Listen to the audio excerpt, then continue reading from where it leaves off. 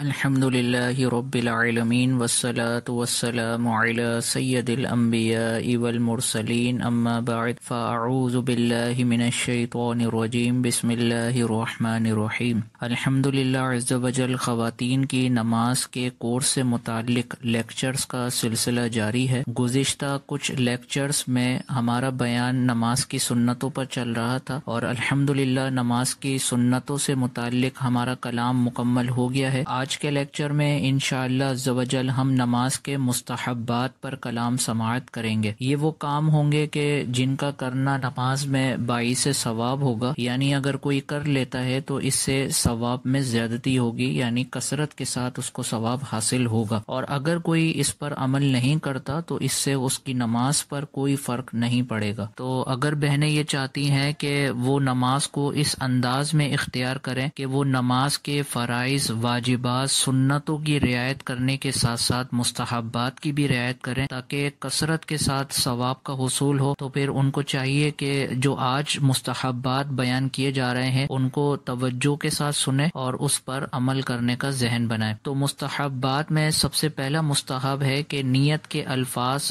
زبان سے کہہ لینا۔ تو یہ ہم نے نیت کے بیان میں ذکر کیا تھا کہ حقیقتاً نیت وہ ہوتی ہے کہ جو دل میں موجود ہوتی ہے۔ تو دل میں موجود کسی کام کے پختہ ارادے کو نیت کہا جاتا ہے، یہ نیت کی حقیقت ہے۔ لیکن زبان سے اگر کوئی الفاظ کو ادا کر لیتا ہے تو یہ اس کے لیے مستحب ہے۔ تو آپ جو بھی نماز ادا کریں تو اس کی نیت کو زبان سے ادا کر لیں تو انشاءاللہ اس مستحب کا ثواب آپ کو حاصل ہو جائے گا۔ اس کے بعد نماز میں نگاہ رکھنے کے حوالے سے کچھ مستحب بات ہیں کہ جب آپ کھڑے ہونے کی حالت میں ہوں تو آپ کی نگاہ سجدے کے مقام پر ہو، یہ مستحب ہے۔ جب آپ رکوع کی حالت میں ہوں تو آپ کی نگاہیں دونوں قدموں کی طرف ہوں، یہ مستحب ہے۔ جب آپ سجدے میں ہوں تو آپ کی نگاہ ناک کی نوک کی طرف ہو، یہ مستحب ہے۔ اسی طرح جب آپ بیٹھی ہوئی ہوں قاعدے کی حالت میں تو آپ کی نگاہ گود پر ہونی چاہیے، یہ آپ کے لیے مستحب ہے۔ اور اسی طرح جب آپ سیدھی طرف سلام پھیریں تو سیدھے کندھے کی طرف آپ کی نگاہیں ہونی چاہیے، یہ مستحب ہے۔ اور الٹی طرف جب آپ سلام پھیریں تو الٹے کندھے پر آپ کی نظر ہو، یہ مستحب ہے۔ اسی طرح جب آپ رکوع کریں تو رکوع میں 3 سے زیادہ بار تسبیحات پڑھنا،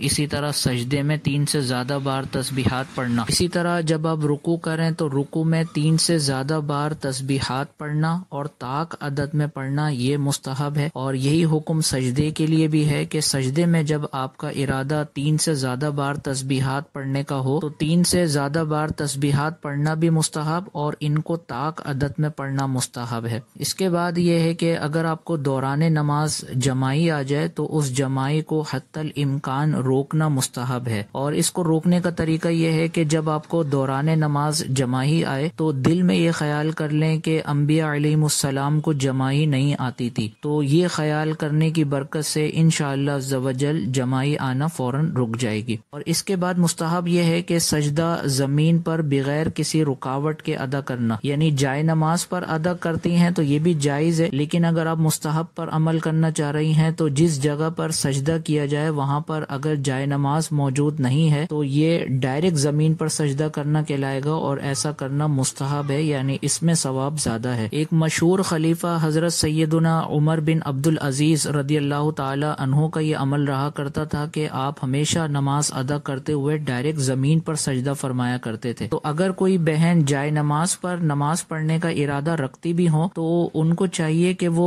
بیچ جائے نماز کے درمیان میں کھڑی ہوں تاکہ سجدہ جائے نماز سے آگے ادا کیا جائے، اور اس صورت میں ڈائریکٹ پیشانی زمین سے ٹچ ہوگی تو یہ انشاءاللہ عز و جل مستحب پر عمل ہو جائے گا۔ تو اس مستحب کا خلاصہ یہ ہے کہ ڈائریکٹ زمین کے اوپر سجدہ کرنا یہ مستحب ہے، لہٰذا اگر کوئی بہن ڈائریکٹ زمین کے اوپر سجدہ کرتی ہیں تو انشاءاللہ عز و جل ان کو اس مستحب کا ثواب مل جائے گا۔ بس اس میں شرط یہ بھی یاد رکھیں کہ زمین کے جس حصے پر سجدہ کرنے کا ارادہ ہے وہ حصہ پاک ہونا ضروری ہے، اگر وہ ناپاک ہوا اور اس حصے پر سجدہ کر لیا تو اس صورت میں نماز نہیں ہوگی۔ اور آخر میں یہ بھی سماعت کر لیں کہ اگر آپ ڈائریکٹ زمین کے اوپر سجدہ کر رہی ہیں یا فرش وغیرہ پہ سجدہ کر رہی ہیں اور فرش کی مٹی لگ کر آپ کی پیشانی پر آ جائے تو اس کو نہ چھڑانا یہ افضل ہے اور مستحب ہے۔ تو اگر کوئی پریشانی ہو رہی ہے، یعنی بہت زیادہ مقدار میں لگ گئی جس سے نماز میں توجہ بڑھ رہی ہے، تو اس کو پیشانی سے صاف کر لینا جائز ہے۔ لیکن اگر اس طرح کی کوئی پریشانی نہیں ہے اور اس طرح کی کوئی وجہ نہیں ہے تو پیشانی پر اگر مٹی لگ جائے تو اس کو صاف نہ کرنا مستحب ہے۔ اور اس کے بارے میں حضور علیہ الصلوۃ والسلام کی ایک حدیث مبارکہ بھی ہے کہ نبی کریم علیہ الصلوۃ والسلام نے ارشاد فرمایا کہ جب تم میں سے کوئی شخص جب تک نماز سے فارغ نہ ہو جائے اپنی پیشانی کی مٹی کو صاف نہ کرے، کیونکہ جب تک اس کی پیشانی پر نماز کے سجدے کا نشان رہتا ہے فرشتے اس کے لیے دعائے مغفرت کرتے رہتے ہیں۔ تو اس حدیث مبارکہ سے معلوم ہوا کہ دوران نماز اگر سجدہ کرتے ہوئے پیشانی پر مٹی لگ جائے تو اس مٹی کو صاف نہ کرنا افضل ہے، اور اگر نماز کمپلیٹ کر لی یعنی اب مزید کوئی نماز ادا نہیں کرنی تو اب اگر بہن چاہیں تو اپنی پیشانی پر سے مٹی صاف کر سکتی ہیں۔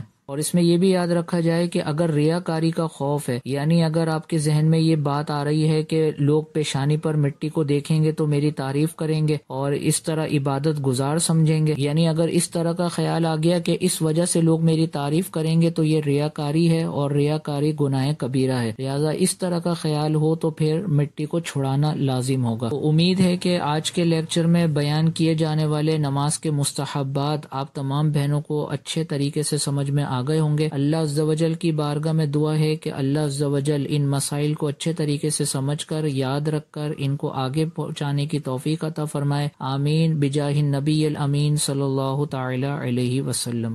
آپ دیکھ رہے ہیں PATF Islamic info YouTube channel. مزید اسلامک ویڈیوز کے لیے ہمارا چینل سبسکرائب کریں۔